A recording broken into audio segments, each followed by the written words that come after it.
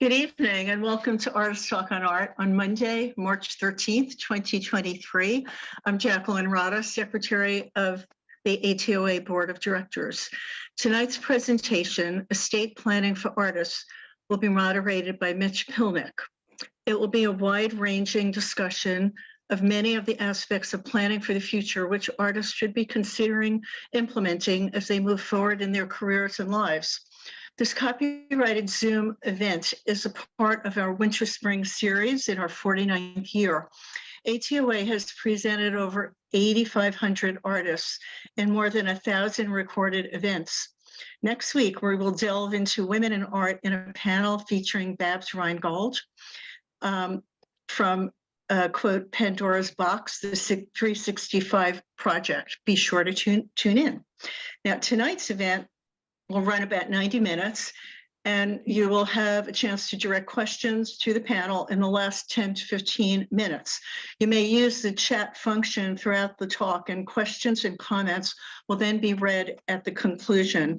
And now let me introduce the moderator. Mitch Pilnick holds a degree in art history and is a longtime board member of Artist Talk on Art. He has planned and moderated a number of panels and events for this organization. His main focus is the business of art, such as finances, insurance, marketing practices, residencies, and artist promotion. And now, my pleasure to present Mitch Pilnick. Go ahead, Mitch. We're good? You hear me? Yes. Yes, we hear you, Mitch. Now you're unmute yourself, Mitch. Okay. So thanks, Jackie, for the intro. Much appreciated. And thanks so much for all the participants. It's a nice audience tonight. And this is a topic that I definitely understand very well, coming into the insurance industry in 1980. And my background at the time was in life insurance and financial planning. I since focus only on art insurance, but I certainly understand the need, and especially to have the professional people for us to advise and recommend. So without further ado, I'm going to start off with Eric Siegeltuch, who I know for a number of years now, and he was the one that said, Mitch, I'd love to do a panel on this. And I said, great idea. So let me give you Eric's biography. After a 50-plus year career in the art world, culminating the ownership of my own gallery in Soho, I decided to switch gears and devote myself primarily to the financial planning needs of the artist I had previously been representing, with the thought that what I was now doing was an extension of my physical representation of their careers in the gallery. My previous positions in various New York galleries, ranging from Pearls to Alan Frumpkin, Max Hutchinson, and Touchstone Galleries, as well as a stint at the Guggenheim Museum, which gave me the experience and contacts necessary to provide this added layer of career management these artists required.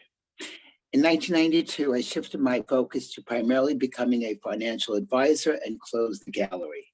My associations range from the Moni Group to MetLife and now to Cetera Financial Specialists, which I have been associated for the last 9 years.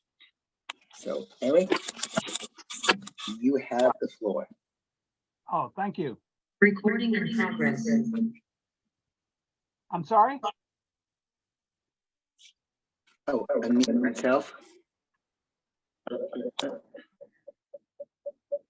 can be heard now? Okay, Yes, yes. good. Thank you, Mitch, for that warm introduction. Judging by the biographies and the experience of my colleagues on this panel, I feel certain that this time will be well spent by all of us.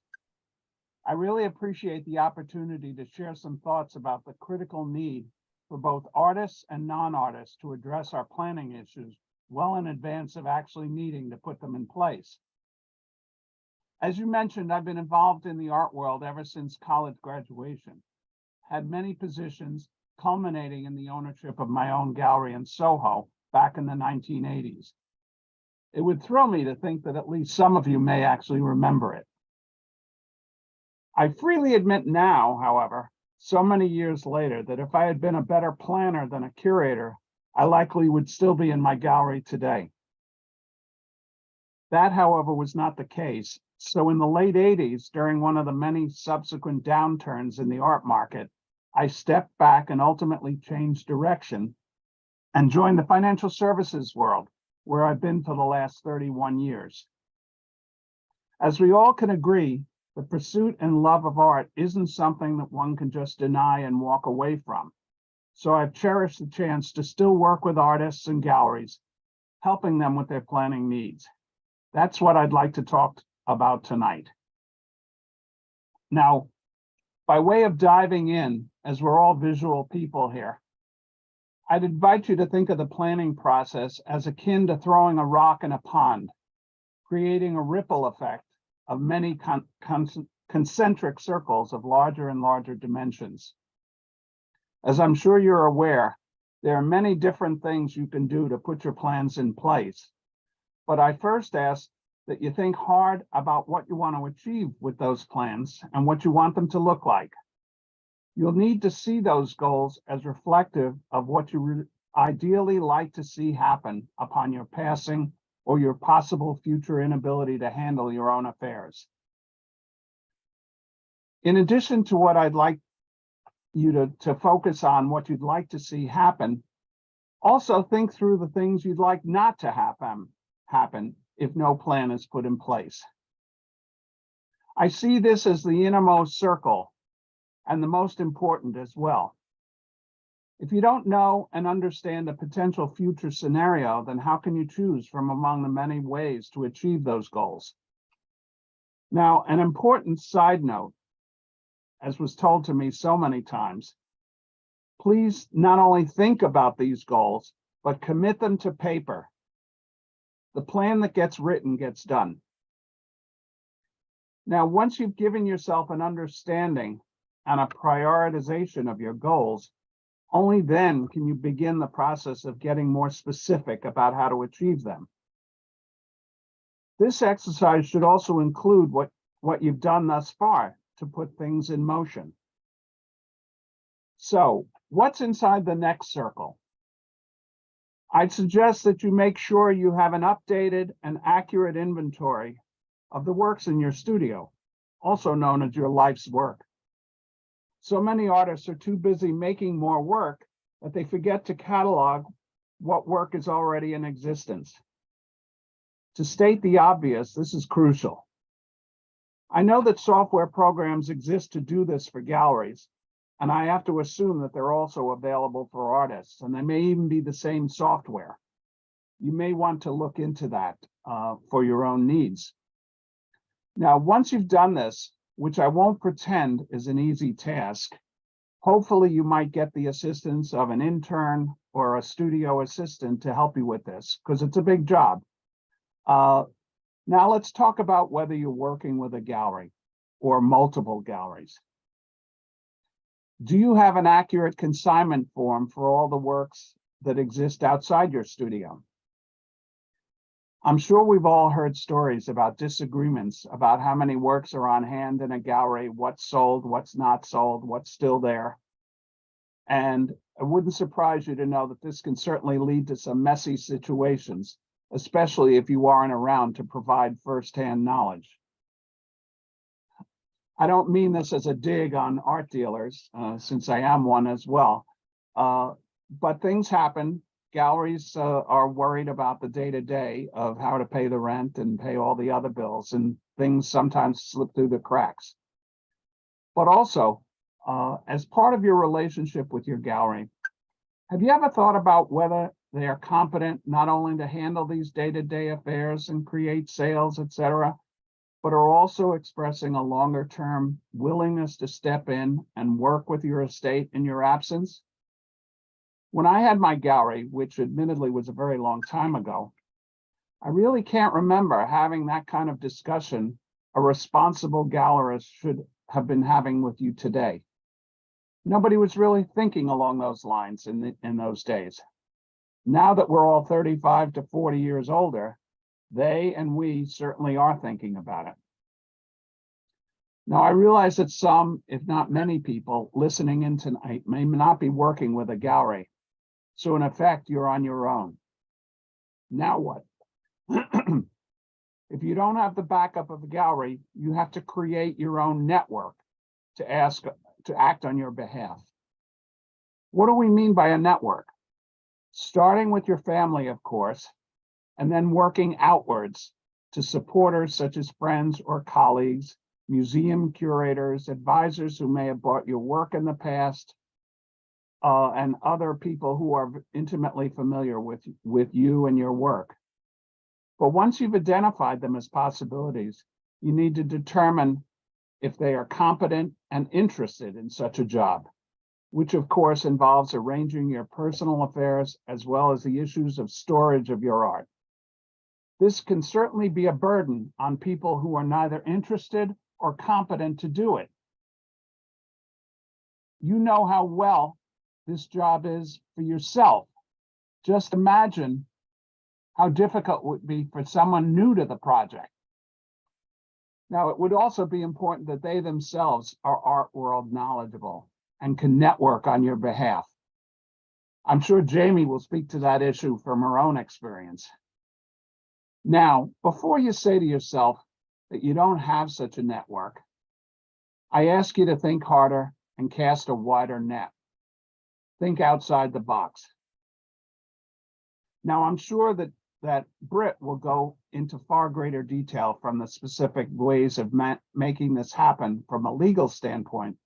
I just want to lightly touch on a few things, such as the critical need to have a current will, reflecting your wishes about what you'd like to have happen to your estate, and whom you would want to be responsible for making that happen.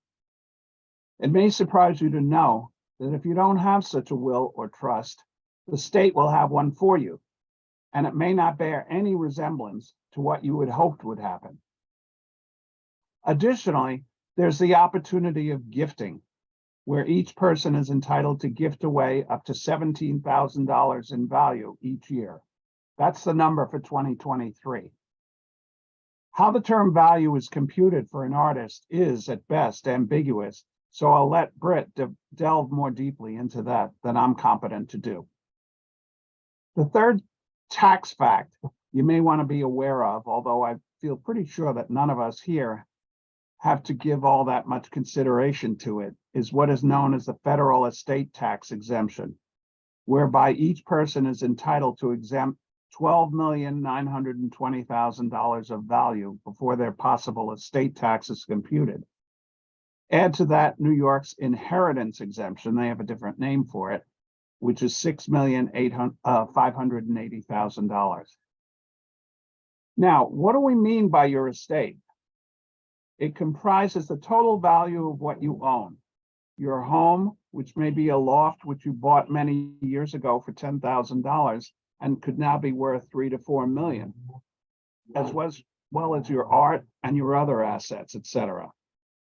This can get potentially complicated if you have a documented selling history, but probably not so complicated that you come up against that very high tax exemption amount. The bottom line is that you may well have a higher asset value than you might have realized, which might make achieving your goals that much more possible. Interestingly enough, people were far more worried about these numbers when the exemption was only $600,000 not that long ago.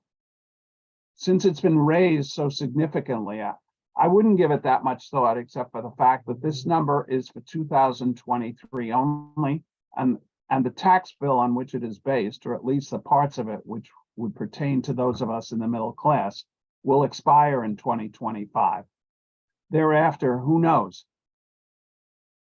I won't pretend that going beyond what I've mentioned so far does require some financial means.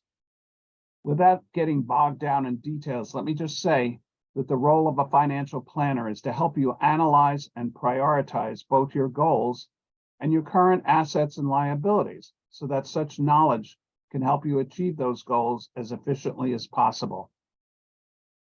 Now, I'd like to close with two somewhat related stories, which I think will put this discussion into better perspective for you. The first one, which now that I see Bob Stackhouse is on the call, he'll be familiar with this. The first has to do with a relationship I formed with an artist whom you may know well, Milton Resnick, while I was director at the Max Hutchinson's Gallery. Now, when I left the gallery to form my own, I showed his work, and when I closed the gallery, we remained in close touch. After I started to learn a bit about financial matters related to estate planning, I had a meeting with him and with Pat Pasloff, his wife and fellow artist. Not surprisingly, neither of them had wills, trusts, or done anything much to plan for the future. I finally convinced them to do wills and set aside funds to make that happen. They did do that. Years later, the result is the Milton Resnick Pat Pasloff Foundation on Eldridge Street, which many of you may have visited already. But I'll never forget my conversation with him when I asked what he thought might happen in the absence of the planning we were now doing. His answer, to those people here who may know him, would not be at all surprised at his answer. He said that on his death, he suspected that whomever came to clear out his home would likely throw his paintings out with the trash. Thankfully, that never came to pass. Planning was the difference. Now, the second, somewhat related story has to do with another artist you may also know well, Deborah Remington. She was represented by a well-known and well-respected gallery on 57th Street, Pat Hamilton. Now, once Pat closed the gallery, Deborah's career stalled. And I don't need to tell you that in many respects, the art world is an adjunct of the fashion world. And when fashions change, as they often do, many artists' careers get lost in the shuffle. Now, a number of years later, after the gallery closed, Deborah herself passed away. Fortunately, her estate plan was in order, and a very well-respected and connected curator consultant was brought on board to shepherd the future of her career. Net result, Deborah has been rediscovered, as so many artists have been recently, and she is included in museum shows worldwide, represented by a number of galleries, both here and in Europe, and sales have been made at pretty high levels. My friend is also at work on a retrospective monograph on Deborah's work. The reason I talk about these two cases is because they're textbook examples of what I hope you envision for yourselves as well. It's definitely achievable, but only if you start today. Now, in closing, if anybody on this call has a question or issue which they think I might be able to help them with, but you would prefer to discuss it offline, by all means, you can contact me directly at 914-327-3863, or refer to my website, which is simply ericsiegeltuch.com, where you can find all my contact information. I can also share my screen with this information as well, if that's appropriate. Now, thank you again for listening tonight, and I wish you well in your own planning process. I, like all of you, am also eager now to hear what Jamie and Britt have to say on this very important and critical topic. Thank you for listening.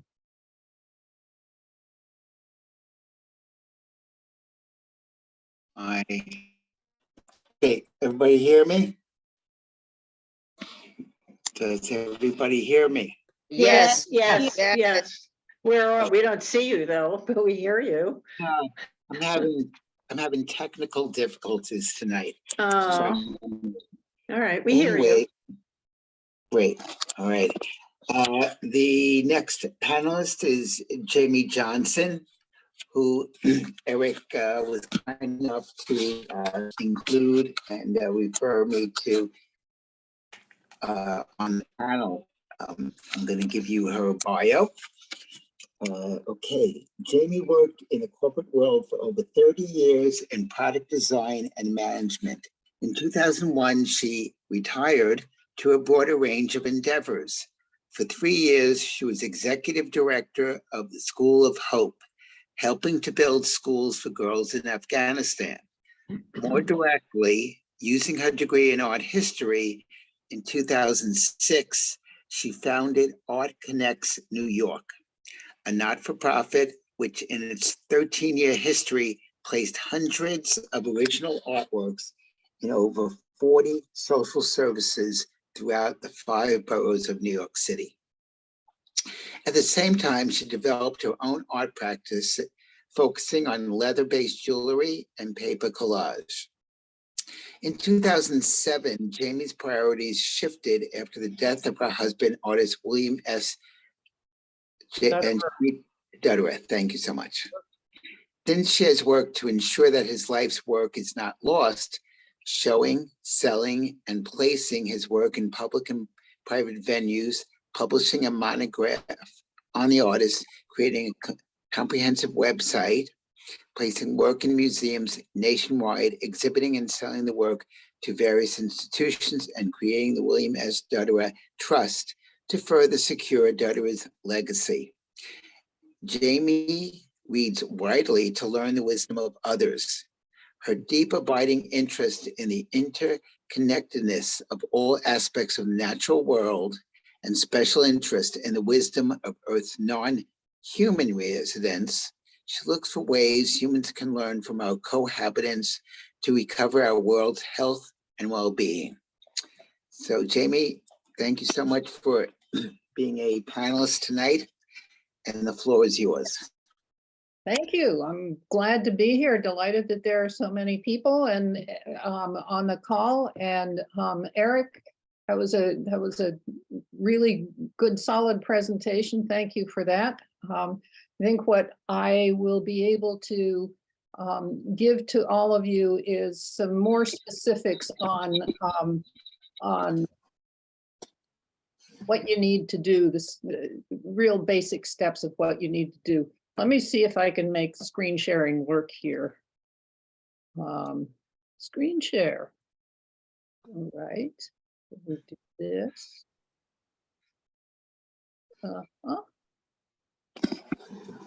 You can tell I'm used to doing this. Share.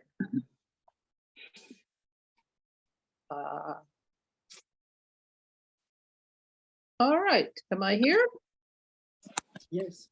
All right, I've lost all of you, but I will just talk to my screen. So as you heard, my husband William Dutterer died in 2007, which set me on this track of well, what do I do with all this work? So what I will tell you is the work that I have done over the years since then.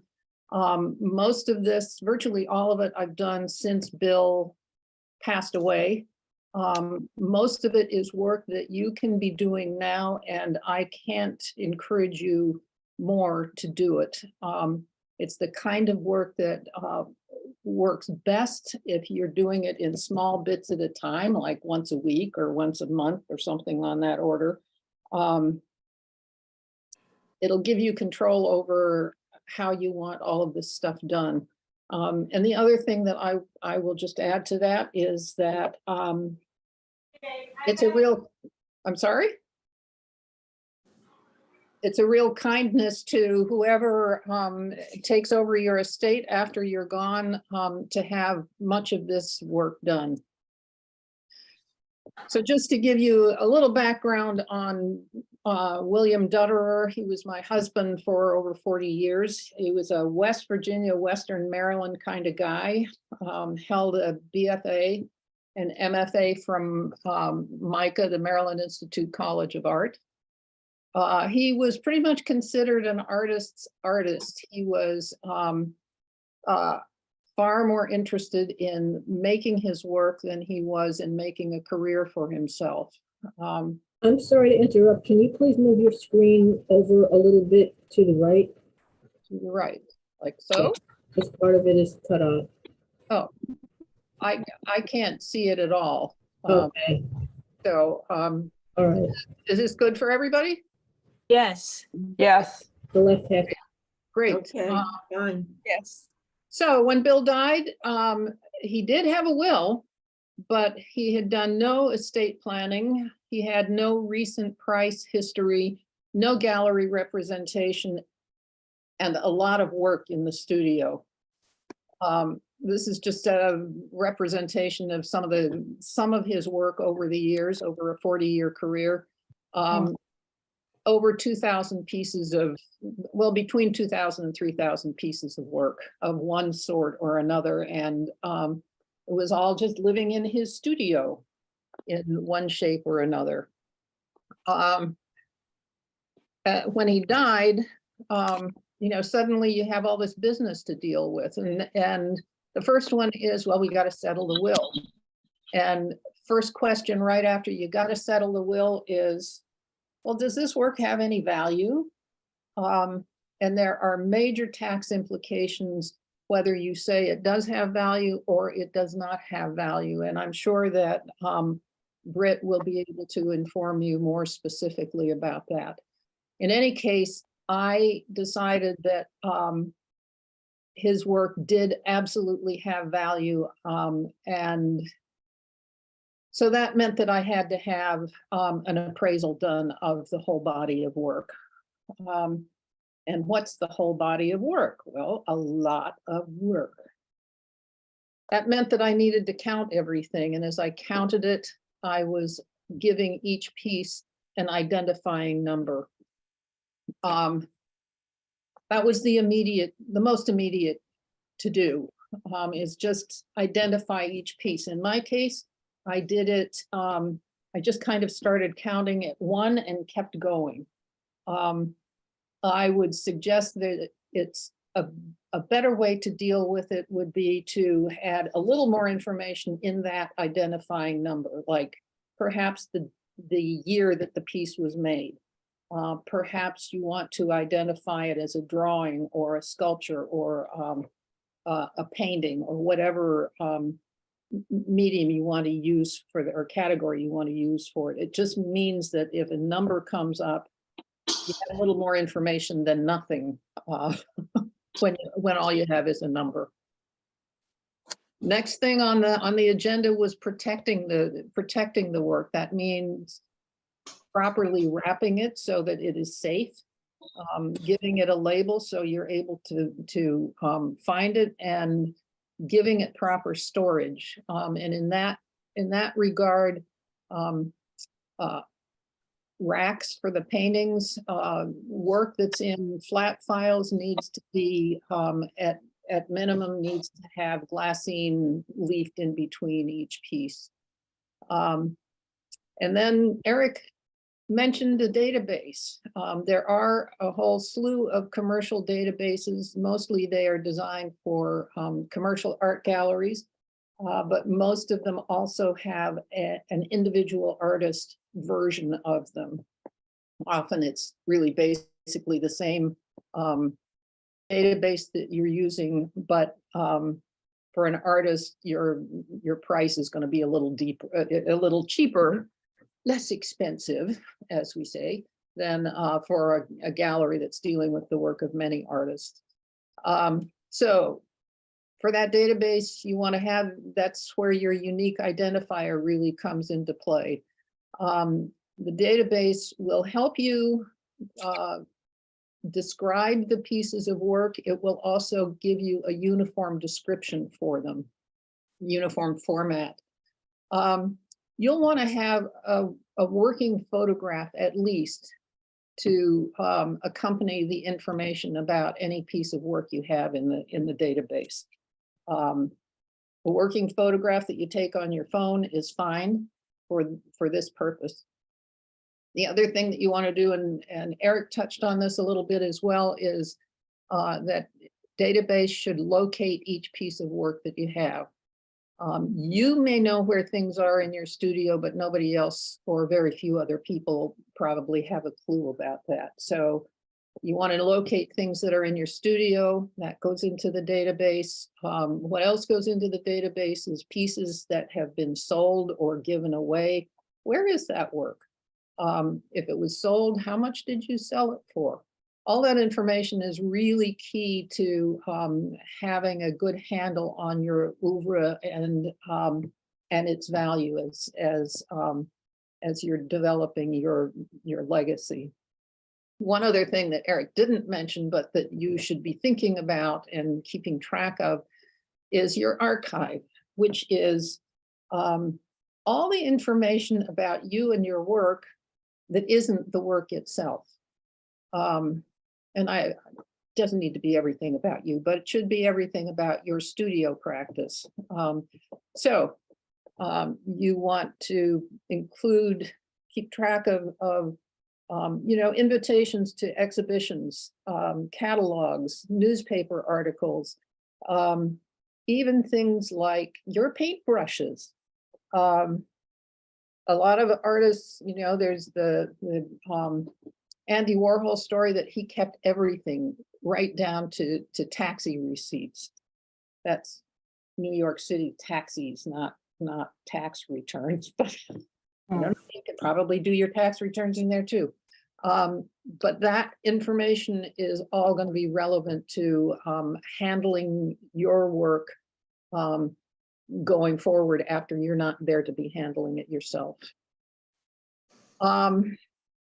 When Bill died, I just had this wonderful thought. I mean, it seemed pretty grim at the time, but I thought, well, I will find a gallery to represent the estate and everything will be taken care of because that gallery will do all of this keeping track of the work. Silly me. One of the major hurdles I ran into was that Dutterer was unknown. There were very few people in the art world who knew anything about him or about his work, which sort of turned my task then into making him and his work visible. So what does that mean? It means creating a presence. There is a comprehensive website. You're all welcome to visit. I'd be delighted. It's williamdutterer.com. I created a book, a monograph on his work that's about 150 pages of color images of the work. And it's got 3 essays by curator, art critic essays about the work. And the other piece that I'm sure you're all engaged in it to some degree or another is social media. I have been a little slow in approaching all of the different varieties of that. I'm on Instagram and we're developing more of that as time moves forward.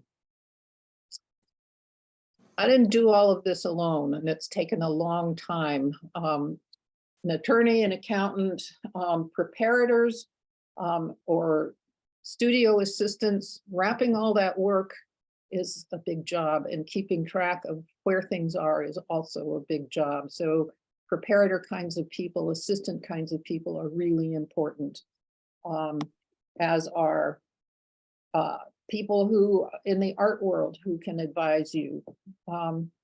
I learned early on that having a professional photographer taking images of the work was really critical. Those working photographs you may have in your database are great for reference, but they're not what you need to have to send out to museums or press organizations or even to put on your website. So you're going to want to have really fine, high resolution photographs.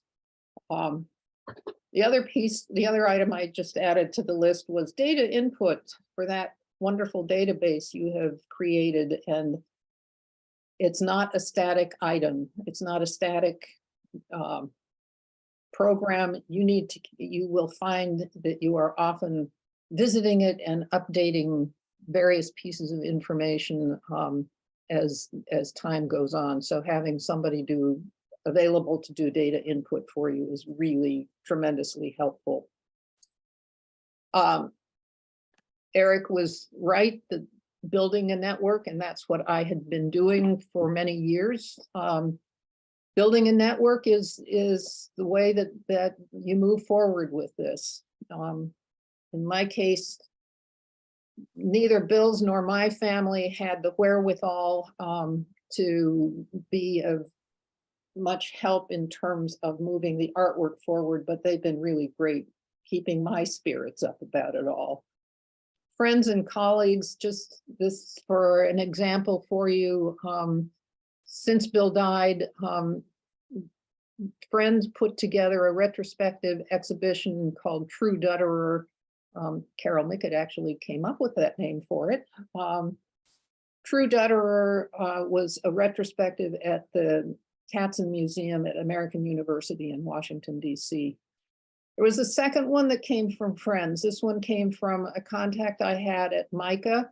One of the curatorial students did her master's thesis on Bill's work, and that resulted in another major exhibition. Art world professionals, I knew a few. I also have done a lot of cold calling by emails or snail mails, accompanied, of course, by marvelous images of the work. And that's a long haul, but it's also one that does bear fruit if you're patient with it. Arts organizations are a way to find other art world professionals. I happen to be a member of Art Table, which has been very useful. And there are a number of other ones as well. I also joined an artists collective. It's called Splice Connector. It is part of something called the Shim Art Network. That's been very helpful because it allows me to have Bill's work available on the Artsy website, which is not possible unless you are represented by a gallery. At this point, Dutterer is represented by a gallery also, but the Artist Collective was the first way that I had to get into Artsy. After 7 or 8 years, I was really finding myself into burnout land and thought, well, where do I go from here? I cannot throw all this work away. There's no way that's going to happen. Remaining as an estate as things were is not an option. I did not find that there was enough structure for that to be viable for me moving much farther forward. I did think a lot about creating an artist endowed foundation. I would still like to do that. The issues, I have not done that yet because to begin with, artist endowed foundations require a significant amount of funding because they have lots of overhead with them. The greatest among them is that they are heavily regulated by the IRS. And they also require some kind of public programming as part of their being. I was not prepared to do that. I didn't have the funds to do that. So in lieu of that, I did create a trust, the William S. Dutterer Trust. The trust holds the work, and because there are trustees involved besides myself, it has given me structure that has been tremendously helpful in moving forward. I worked with an arts attorney to create an irrevocable trust. That's a really hard word to say. It was set up with a 10-year lifespan, which will undoubtedly be extended. I have 4 trustees. In addition to myself, I have a lawyer, I have a business person, I have an artist, I have a member of my family and myself. So I've tried to spread this across different areas of interest and expertise. The trustee is overseeing a strategy for the dispersal of the work. It also takes a look at the finances of where we are and what kind of finances we need going forward. It's helping make decisions about what work to gift to institutions and work to sell through auction and commercial galleries. At this point, we're about halfway through the trust life, so we've learned a lot in 5 years and we're revising those documents. But in those 5 years, the trust has really been helpful in generating some successes. We have had sales. We have gotten the work exhibited in art fairs and commercial galleries and institutions. There's been a major auction sale accomplished. The work is now represented in 5 different museums around the country. We are continuing to work on that. Part of continuing to work on that is just developing more social media, more web presence, and a growing press coverage. So I'm feeling a little breathless now. I hope that I've given you some help in terms of details of the kinds of things that you should be thinking about doing. I'm absolutely happy to answer questions either online or if you ask questions via williamdutterer.com, they will come directly to me, and I'm happy to give you any help that I can. So thank you. I appreciate the chance to talk with you all. Thank you. Thank you. That was great. Thank you.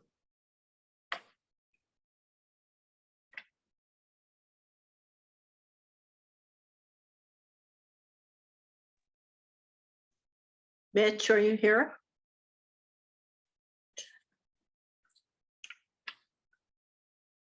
What happened to our moderator? He did say he was having some tech issues, so let's assume that he Okay, got. now we're good. There he is. Everybody hears me now, right? Yes. Yes. Can everyone please Yes. mute themselves? There are a couple of people that are not muted. Thank you. Okay, do you hear me now? Yes. Yes. Okay. All righty. My volume seems to be very low tonight. All righty. Next, Jamie, thank you so much for your presentation. It was excellent. Next is Britt Berner. And I did not know Britt until maybe about 6-8 weeks ago, when across my email was an email announcement from VLA, Volunteer Lawyers of the Arts, and that Britt was doing also a Zoom presentation. So she was kind enough to say yes and participate tonight. And I will give you her short bio, but I would like to say, Britt, you get the award for the best background tonight. Oh, thank you. Britt Berner, Esquire, is a partner at Berner Law Group PC, a boutique law firm concentrating in the areas of elder law, estate planning, trusts, and estates, and real estate. Serving clients from New York City to the East End, she has been named a Super Lawyers Rising Star and an Outstanding Woman in Law by Hofstra University. Britt serves as Vice Chair of the Elder Law and Special Needs Planning section of the New York State Bar Association. Britt also serves as a charter member of the Advisory Council of the Katz Institute for Women's Health at Northwell. So Britt, thank you very much for participating. The floor is yours. Thank you. And thank you everyone for tuning in. I'm just switching to my PowerPoint. Okay. So just a little background about Burner Law Group, just so you know who you're talking to beyond the bio that was read. So Burner Law Group is a firm that was actually started by my mother, who is my partner that I practice with about 28 years ago. And I joined her in 2014. And we have 4 offices. I'm here in our Manhattan office today, and we have offices as far out to the East End as East Hampton. And we have a lot of different clients. And over the course of my career, a lot of artists have come in, and we have created estate planning for a lot of people of varying, as the others have talked about tonight, you know, of varying success and notoriety. And obviously, we know that what art is worth while someone is alive is not necessarily the same as what it might be worth after their death. And it certainly, at the very least, is their life's work and their legacy and their passion. And so people always ask me about value of things, and, you know, there's a monetary value, and that has taxes associated with it and all sorts of issues. But there's also the legacy part of this, and the concept that you want others in the world to see this art that you've spent your life creating. And so I try to really honor that with my artist clients. Okay, so we're going to get started today. This is my contact information, and when I'm done, I can also put it up in the chat. But this is my information down here, and that is my direct email address, bburner@burnerlaw.com. Okay, so estate planning. So what is estate planning? I liked that, Jamie, in your presentation, you said he had a will, but he didn't have estate planning. That is so important to realize the difference, right? A will is a document. It's not a plan. Now, it could be part of an estate plan, and it could be something that gets you to the goal that you're trying to get to, but in the end, it's just a document. So I strongly urge people not to use LegalZoom, not to do it on their own, because having the document isn't enough. You need to understand what the document will do and what will happen upon your death with that document. And so whether you retain an attorney to advise you, or you go through VLA or some other service that gives free or less expensive legal assistance, I recommend having legal assistance when creating a will as part of your estate plan. So an estate plan, as you see here, it's a legal mechanism to direct your assets upon your death. And we're always looking to protect assets and minimize tax. I'm going to talk about the numbers again, and it was discussed by Eric earlier in the presentations, but you know, there are very high asset exemption levels right now, federal and state. So a lot of people are not worried about having a taxable estate. When we talk about your estate, we're really talking about everything: the value of life insurance, the value of personal property, all of these different things, your works of art, the art that you've created, the art that you've collected, that you've either purchased or were gifted to you by other artists. These are all the part of your estate. Okay. So before I get to the after death stuff, I just want to throw out the importance of these estate planning documents. To the right, the bottom and the right of your screen, you'll see living will, healthcare proxy, and agent for control of remains. These are documents, you know, the healthcare proxy says who makes medical decisions for you if you can't make them for yourself because you're incapacitated. The living will talks about if you would want extreme measures. And the disposition of remains talks about what will actually happen with your remains after your death and who's in charge of making sure, for example, that you're cremated if you choose to be cremated, or that you're buried in a certain place if that's what you choose. So those documents are important. I'm not going to spend a lot of time on them because we only have a little bit of time today, but I do want to point them out. The power of attorney is really important because all of these things that we're talking about and all the things Jamie just talked about that she's been doing for her husband after his death, There's also a situation in which somebody could become incapacitated, and all of those same things need to be done, but through a power of attorney, through somebody else, because that individual isn't able to represent their own art.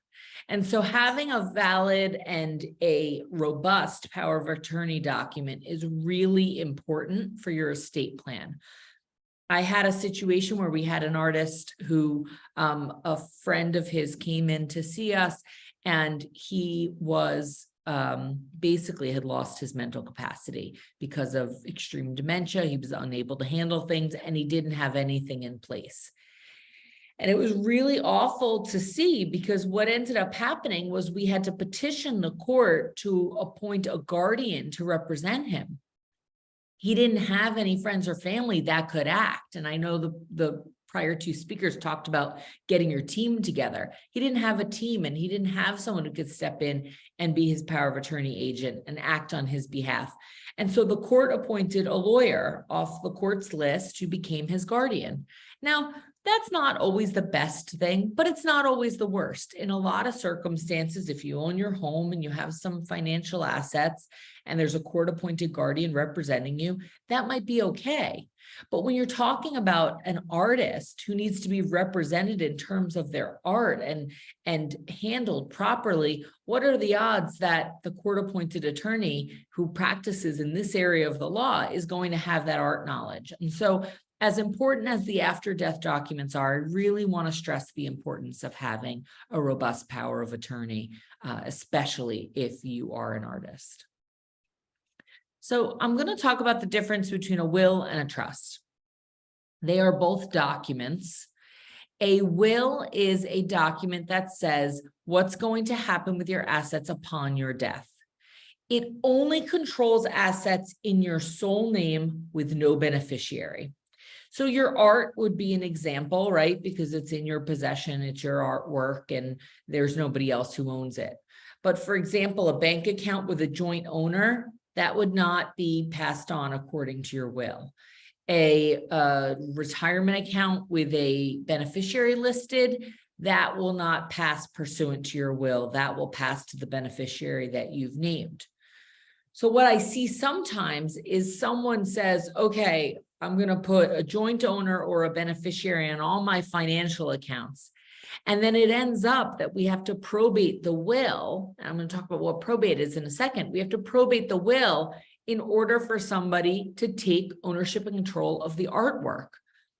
But now all of the money has been designated out.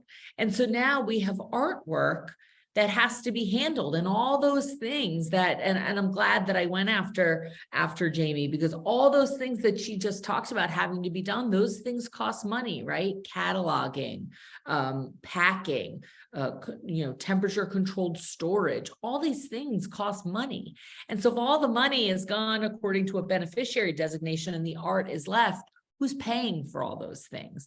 So it's really important to make sure, again, that's why just having a document isn't enough. You need a plan. A will has to go through probate. One of the most common misconceptions is that if you have a good will, you can avoid probate. They need each other. A will needs probate and probate needs a will. They don't exist outside of each other. So the word probate means the process of taking somebody's will, the original will, to the surrogate's court in the county in which they live in when they die, and asking the court to validate that document, to say, yes, this is a valid document. Nobody's contesting. If somebody did contest, we've moved that to the side because it wasn't valid. And yes, this is a valid will. It can be followed. And the person that is named as executor in the document gets officially appointed by the court. So if you have a will and you die, and the person that you've nominated, it's only a nomination at this point, you've nominated to be your executor, goes to the bank with a copy of your will or the original will and says, okay, my friend died, here's the will, I'm the executor. The bank is going to say, you need letters testamentary. That means you have to go through the probate process so that you get that resulting document with the fancy colors and the raised seal that says that you are the executor and you can collect these assets. So we get calls all the time from people and they say, I went to the bank and they say I need a letter from a lawyer.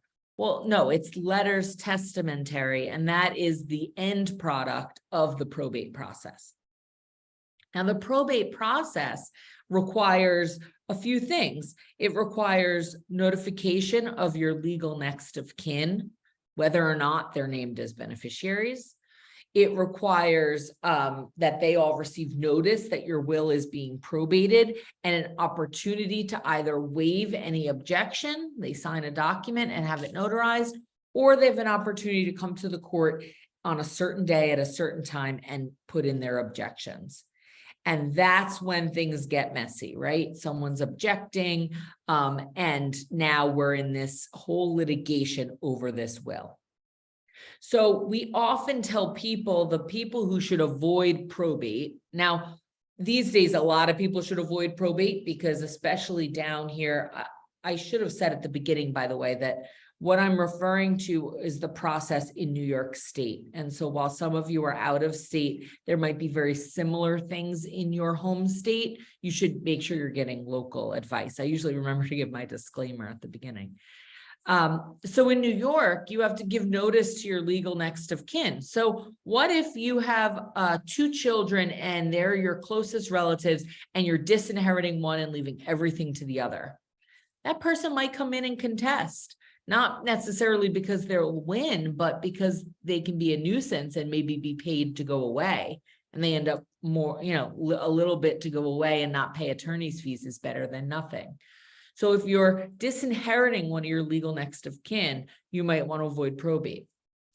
If you don't know who your legal next of kin are, people come in all the time and they say, oh, don't worry, I just need a simple will. I'm very easy. I have no one. That is a nightmare for probate. And I'll tell you why. You have to give notice to your legal next of kin. So while we all might not know who our legal next of kin are, we have them. We all have them, right? If you go up your family tree and out all the branches, you will eventually find a live person. It might take a lot of digging, which should sound like a lot of money and work, which it is. But they have to be found, and we have to satisfy the court that we've tried to find them, and we have to go through ridiculous lengths to find them. So if you're disinheriting those next of kin or you don't know who they are, you're going to make that probate process a really long, drawn out, expensive process. So we try to avoid probate. Also, I heard some people on here say they're down in Florida. So for those of you who are in multiple states, if you own property in multiple states, you have to probate the will in 2 states. So if you live up here in New York, but you also have a condo down in Florida that you go to in the winter, you have to actually probate your will where it's your primary residence and then do what we call an ancillary probate, a second probate in the other state in order to pass that property along. So again, that's the kind of person who might want to avoid probate. I'm not going to go into big details on these, but if you have minors as beneficiaries, you want to avoid the courts and probate. If you have disabled beneficiaries, you want to avoid the courts and probate. If you have a taxable estate, so over those numbers that Eric talked about, which I'll talk about again at the end, I'll put up on the screen. If you have a taxable estate, you probably want to avoid probate because in New York, certainly, and in the downstate counties, there's a large delay and taxes are due, and when they're due, and it's 9 months from date of death, no questions asked. So you want to make sure that the people that you're trusting to handle things for you can handle things. Also, if you're worried about, you have artwork and you're actively working with a dealer or a gallery, and you don't want that to halt because there's nobody legally represented to handle your art. So you can see I have a lot of reasons why a will isn't necessarily the best plan. And for a lot of people, we recommend a revocable living trust. I know there was talk about irrevocable trust a few minutes ago, but I don't think we have time to quite go that deep. But today we're just going to talk about the revocable living trust. A trust is a document, but it creates a legal entity. So Britt Berner could make the Britt Berner Revocable Trust. It would be my social security number, so there's no additional tax requirements. For all purposes, I own the assets that I put in this trust. But because, remember, probate is assets in my sole name with no beneficiary. Well, if Britt Burner Trust owns the asset, not Britt Burner individually, I don't have anything in my sole name and I avoid probate. So the main reason that we create a revocable living trust is to avoid that probate process and have continuity of the handling of your assets after your death without this break for probate. So it is a legal entity. There's a document. The document has the rules of the game. So they're often lengthy. And this is where I tell you, don't give your lawyers a hard time if there's a lot of words in there, right? We like to avoid ambiguity. We want to make sure that anything that your trustee needs to do, which when you're creating a revocable trust, right, at the outset, it's you. But if you become incapacitated or upon your death, it's whomever you put to succeed you. You want to make sure that those people or that person have the ability to do all those things. And so the powers have to be in the trust document, but the trust is the rules of the game. So someone may call me and say, I'm a trustee of a trust. Can I do X? And my response is, I don't know. Let's look at the trust document and see what it allows you to do. And so that trust creates that separate entity, but then you have to put things in the trust. So with a property like a house or a condo, you would change the deed so that the owner of the house or the property was the trust. For a co-op, it might be changing your co-op shares if your building allows it. For a bank account, it's going to the bank and changing the owner of the bank account. For your artwork, it's an assignment of personal property, an assignment of the artwork, and in certain circumstances, an assignment of any intellectual property rights that you have in that or attached to that artwork. And so this is because most of us or most people who create art don't necessarily have ownership papers, right? For a deed to a house, I have a paper in my hand that says I own this house. But if you have a loft full of artwork, there's nothing that makes it belong to you except the fact that you created it and it's in your possession. And so this assignment document is how we move the assets into the trust. Without that, it's not helpful to do the trust. You have to put things in it. So there's a lot of this is reviewing what I did, what I've already said. So we want to avoid the probate, which avoids expenses to some extent, dealing with copyrights. It allows the grantor is the creator of the trust. It allows assets who can control them during your incapacity. There's privacy. I didn't even talk about that as another reason to avoid probate. The probate of your will is a public proceeding. So as soon as your will is filed with the court, it is a public record. And so a lot of people don't like that. They want it to be separate, and a trust is a private, but terminating a trust at death or passing on a trust at death is a private process. The interfamily conflict I talked about, continuity, and avoiding that probate in other states. So why might you need a trust? And this says a trust or a will, but really this is going to be a trust for the most part. So tax planning. So, if we have, again, I'm going to kind of give snippets of information just in the object of saving time. But if you have two spouses in New York, you each have a $6.58 million estate tax exemption. So if I'm a single person and I have less than 6.58 million, there's no taxes at my death. If I have a spouse and together we have 8 million, I don't want the assets to come back compound in the survivor's estate, because now 8 is over the 6.5 and now there's a taxable estate. So sometimes we have to do planning in our documents to make sure we use both spouses' exemptions, because here in New York, it's use it or lose it, and you can't save it like you can with the federal government. For those who have minor children, so appointing a guardian or leaving assets in a trust for that child, creating trust for beneficiaries. So if you're leaving assets to your children or to a friend or to a spouse, and you want to make sure that that person has creditor protection or divorce protection, or maybe they have judgment liens against them, you can create a trust within your document to protect that individual from really the outside world.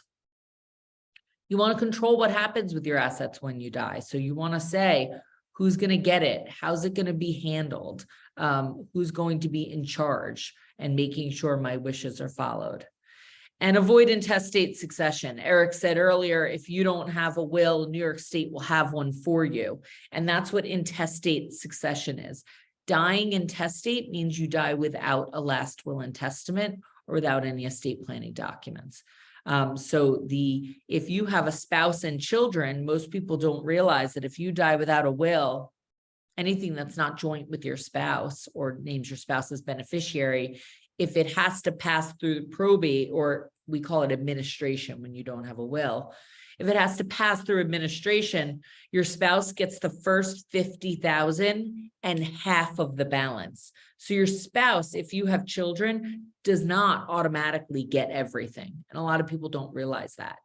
And then if you are one of those people who does not have next of kin that you know, you could end up in a situation where your assets are going to some long lost family member that we find through the administration process. So we want to avoid that. So artists, specifically, we want to dictate what happens with your artwork. We want, like I said, you want to say, this is who's in charge of it. I had someone who, she wanted to name her sister to be trustee after her death, but her sister doesn't know anything about her artwork. She has two friends who are very intimately involved with her artwork and would know what to do and have the contacts. And so in the end, she ended up in the documents entrusting the artwork and certain funds to support what had to happen with that artwork to these individuals, and then letting her sister handle certain other things that made sense. But it's very important to think this through. Who is the best person to handle each part of your estate? As I talked about, preserving your legacy, avoiding conflict, and minimizing probate issues.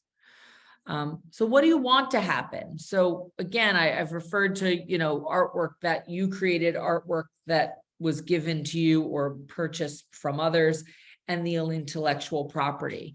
I've also had a lot of people who've said to me, and this has happened both with artists using, painters and sculptors, but also I had a client who was a poet who felt the same way.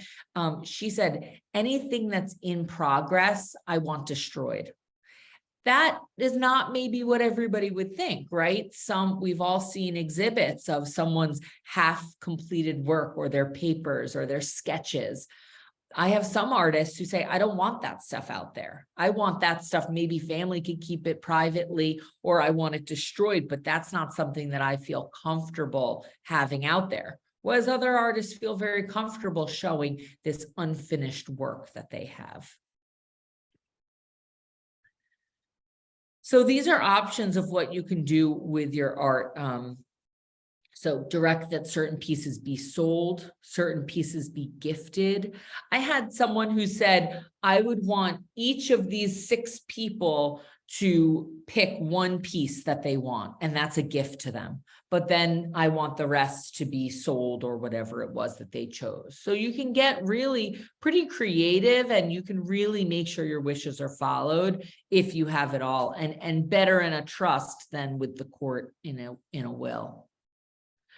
Directing what happens with your copyrights, leave to an institution. It's a really good idea to check with that institution in advance and to come up with some sort of an agreement, because then it just further ensures that what you want to happen will happen. Also, Jamie mentioned it before, and I'm going to talk about the cataloging very minimally, but when it comes to dealing with the institution or cataloging, it is helpful for the person that you are leaving behind to handle these things for you to do as much of it while you're living as you can, because it's your art, you're intimately involved with it, you know what its value is to some extent, although that may change over time, but you can really engage in this process from the outset without waiting for it to all be done after your death. Donating to charity, specific beneficiaries, as I discussed, you can say specific pieces to specific people, or you could let them choose, like my other client did. You can create a further trust. So you can say, all my artwork is going to be left in this trust, and it's the Britt Berner Legacy Trust, and Britt Berner says that this person is going to handle it, and that person has the full discretion to sell or give away, and how the assets should be distributed. Maybe there's certain people who are income beneficiaries who receive income from the trust assets, etc. We can set that all up in a document that you create now. And sometimes creating a scholarship, for artists. I have some people who want to do that. So choosing the right person, both of the prior speakers talked about this, right? Picking your team. There's a reason we all talk about it, because the best laid plans can be destroyed by someone who doesn't understand how to handle it or isn't capable to handle it. And so you really want to make sure that you know who you want involved in this. I also always suggest putting successors. So as that person gets older, or maybe can't do it anymore for health reasons, or doesn't want to do it anymore, or is deceased, then we have successors set up.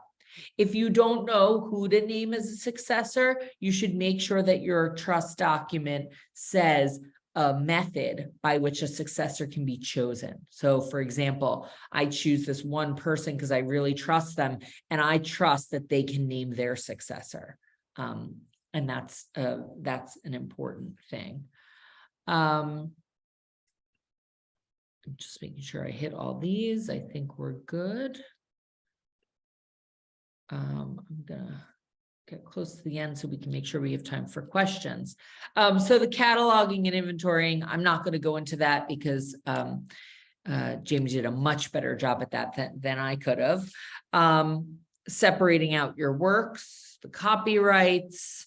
Do you have the proper contracts in place, whether it's with your gallery? Where are they? Who knows what deals you have going? Are the copyrights attached to that? Who owns the copyrights? Storage, I think we went through all of these things. And here it is, can be done during your life or by your fiduciary. A fiduciary is just a fancy name for a trustee. It's anybody who's appointed. An executor is a fiduciary, a power of attorney is a fiduciary. It's somebody with a heightened standard of responsibility to the trust and its beneficiaries. And here are those numbers. So the federal is 12.92 million. And as was mentioned before, it sunsets in 2026. So what that means is if you die before January 1 of 2026 and your assets are under 12.92 million, there's no taxes. After 2026, it's likely to be about 6 million. It's 5 million index for inflation. So we won't know the exact number till that time, but figure around 6 or so million. So that's going to be a big drop. The good news for New Yorkers is we already plan for that 6.5 million amount because we have that exemption in New York.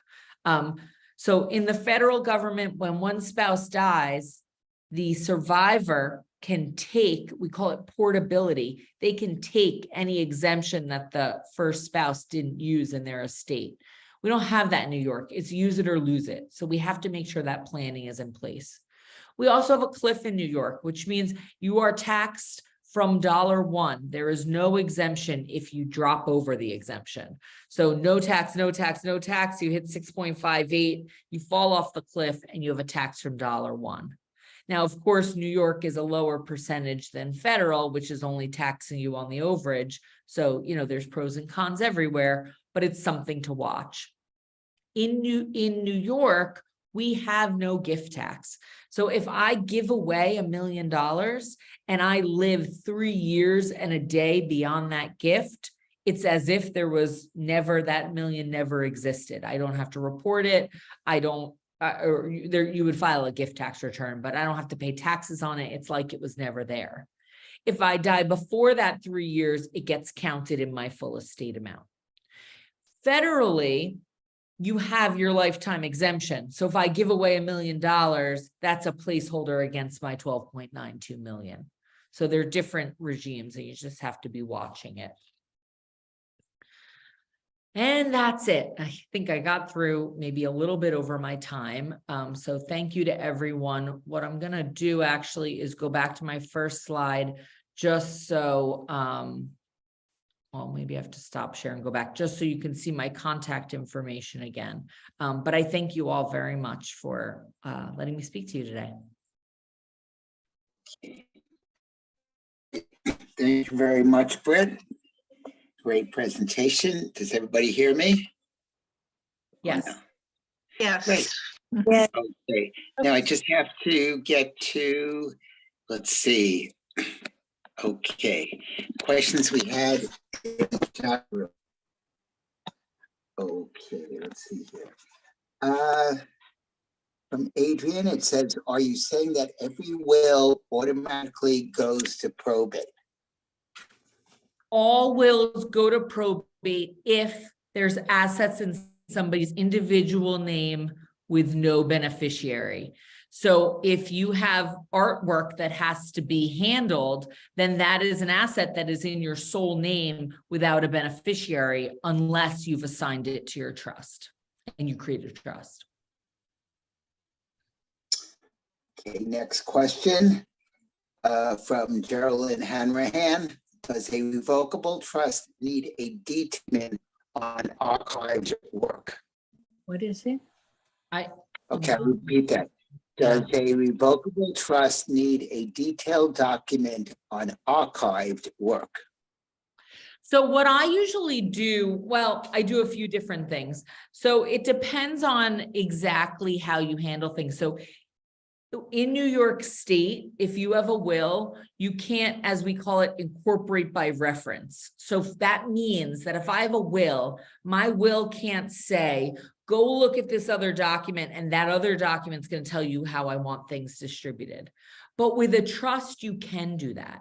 And so what I would do if you have a detailed inventory like that, and that inventory includes what you want to happen, your trust document can refer to that and pull it into your estate and incorporate it by reference. So I would say that your estate planning should refer to this other document.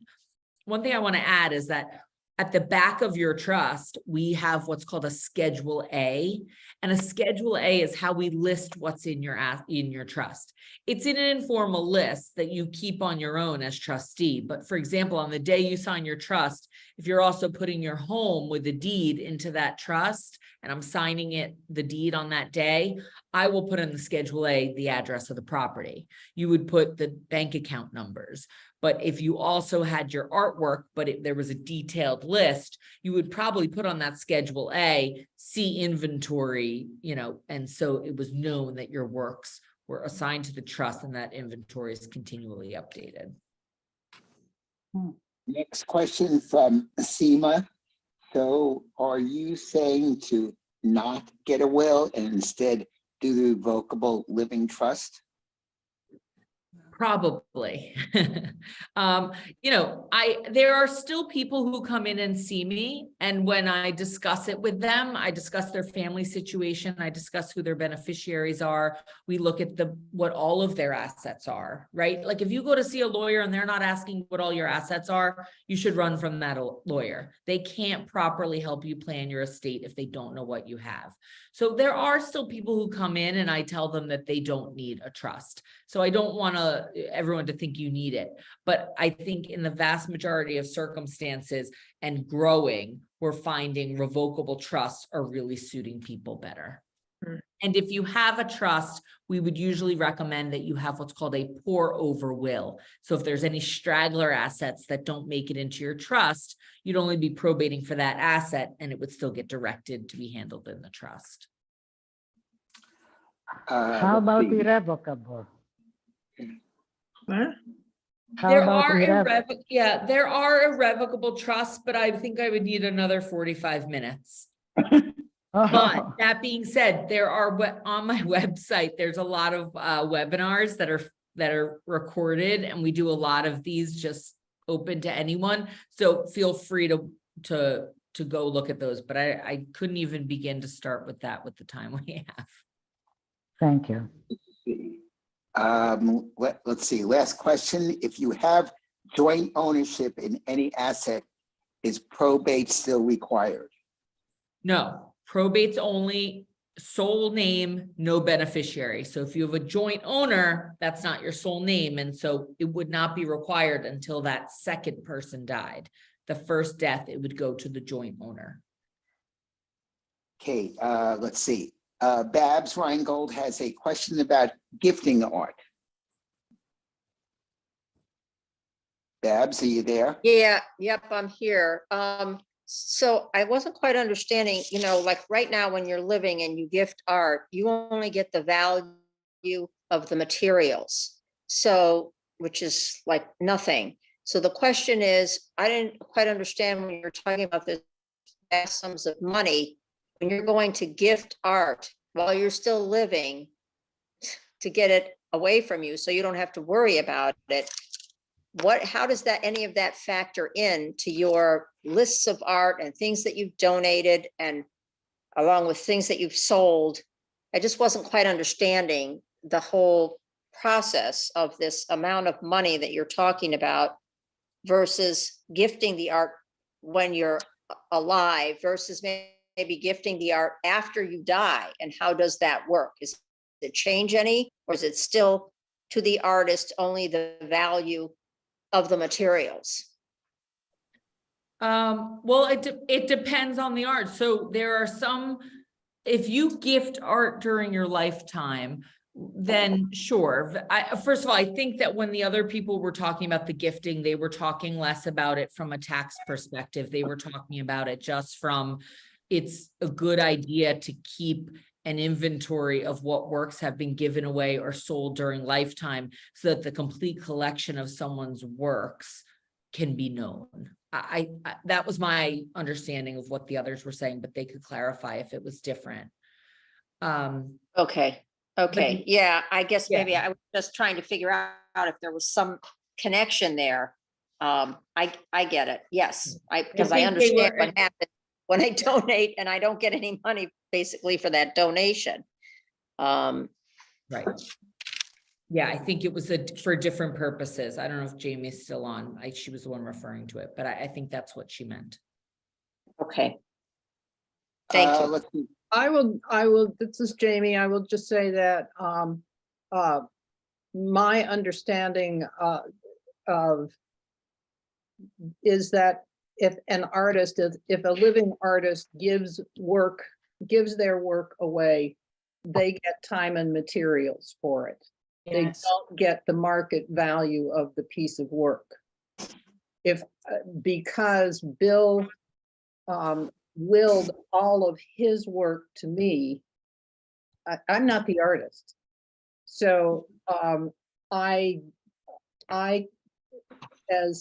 am able to can retain the market value of any work that I sell or that I give away. So I've just given work away to a number of museums. I can take that value of that work off of my taxes, the whole value of the work, not just his time and materials. Yeah, because you're not the artist, but you don't even get the time. Honestly, our tax accountant doesn't give me time on the art. It's basically the materials. That's all an artist can do. Okay. Yeah. May I get a question in? By the way, for Babs, I was at actually another terrific panel by this organization that artists swap art with each other, give it to each other. There was some very famous cases of that. And so then they gave it to you, you gave it to them, you get the full value, and then you can give it. So there's all kinds of things that can be done there. That's fantastic. Thank you. It was That's a good, someone, that's it was a good like point. Warhol and someone, or Pollock and someone ever, and they were like passing the art around. So, by the way, this is absolutely phenomenal. I am the daughter of an artist, Judy Siegel, who actually was very involved in the founding of OTOA, I don't know how to say it, and the early years. So Judy Siegel, so feel like a daughter of this organization, and this is great. We did do some estate planning for my parents, and I'm now working on it myself. I don't have children, and so everything that you're saying really hits home with me. And we did have a good lawyer for my father. There was no will. Everything went through a trust. But here's my question, Britt. Now, maybe this is penny ante change, but there were some unclaimed funds of my mother's, small stuff. There was some refunds of this and that. There was some checks coming back, blah, blah, blah, blah, blah. I've had no letters testamentary, and there is no stuff from a probate court because we didn't go through probate. Everything exactly like what you said. And I understand that the probate court, and heard it from others, is unusually difficult. And so that avoiding it at all times is a very good idea. This is top advice. What do you do if you have these things to clean up about the estate and money that's coming to you, but you can't get it? No one can get it. Yeah, I mean, so that's why at the very end, I said, we often recommend that when you have we're always recommend that if you have the trust, you also have a pour over will, so that you might have to go through the surrogate's court and get letters testamentary and probate for the purpose of collecting these other straggler assets. I have to tell you, lawyers of your kind, I mean, maybe not for you have a good rate for this crowd, but everyone's charging $500 an hour. The amount of funds that are uncollected are probably $1,000 to go get these letters testamentary. It's going to be a higher bill than the funds. Understood. I would say two things about that. One, that's why it's really important to make sure that when you're doing your estate planning, that you are looking at all the potential straggler assets. So unclaimed funds in an estate, that hopefully. That's not possible. It's just not possible. Okay. So you would like to look at and try and get all those things if you can. And then also there is, there are help desks at the surrogate's court. So sometimes if people are only talking about, a few $1,000s and they can't afford an attorney to assist them, you can actually go down to the surrogate's court and they will assist you with filing for probate. Look, I don't want to drag this out, but I mean, talk to your legislator. I don't know. It's less money. I live in the system. I don't make it. Yeah. Okay. I get it. And your talk was, you really managed to put a lot of complicated ideas in a very short time. So very impressive. Thank you. Thanks. Okay, so it's 8:30. I want to thank all of the panelists. This recording will be available, I would say, in a couple of weeks, where you can go on our atoanyc.org under YouTube and read it again, watch it again. Britt, one of the in the audience had asked if your services are available through VLA, Volunteer Lawyers for the Arts. So what generally happens is people go to VLA and they do the intake with them. And then there's certain people that the VLA folks feel like are above their level of ability to assist. And then they'll usually refer the person to me. So I don't have any, and I don't have any formal, I would assume they have other lawyers they do this with as well. I don't have any formal relationship with VLA. I just got to know them and do some events for them. Alrighty. Everyone, all three of you, you were terrific tonight. I would like to leave the last words to Eric, since he was the one that actually had pulled this panel together. So Eric, any last words? Yeah, I mean, I'm not going to speak for myself, but I will address the fact that Britt Berner's presentation was excellent, as was Jamie's. I actually learned a lot. There are a lot of open matters that I still need to learn after all these years in the financial planning business. There's still a lot I need to learn. But what I got out of this also is the fact that we're a community here and we learn from each other. And the fact that I think it was Jessica who mentioned the idea of trading artworks with colleagues so that you can maximize the gifting is brilliant. It's very good. When Jamie and I were talking about this before the seminar, I said there's a lot of ambiguity about gifting, and I wasn't going to go that deeply into it because I know that Britt would probably be in a much better position to deal with that than I. But all in all, this was wonderful. I hope everybody else got as much out of it as I did. There's a lot to learn. It's complicated, but you know, if you get started on it, it's doable. I will say one thing that I neglected to mention, and fortunately Jamie did. A website, spending the time to develop a website for your work is pretty important, particularly if you are in search of a gallery.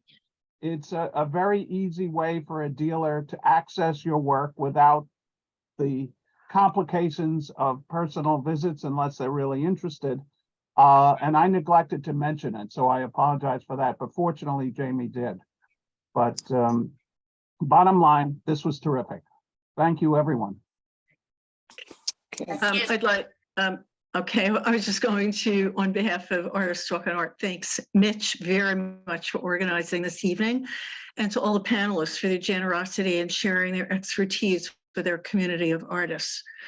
And please note, this panel, as all others, will be available on YouTube, on the Artists Talk on Art YouTube channel. Somebody asked that question and I'm answering it now. This one will probably be maybe by the end of the week or beginning of next week.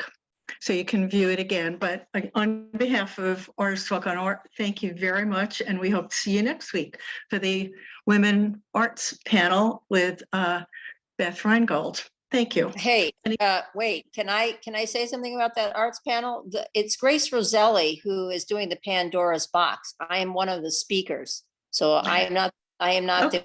the moderator, Well, but well, just thank to you. let you know. Okay, all right, thank you. Okay. Thank you all. Thank you all. Thank you so much. Thank you. Thanks Bye. very much.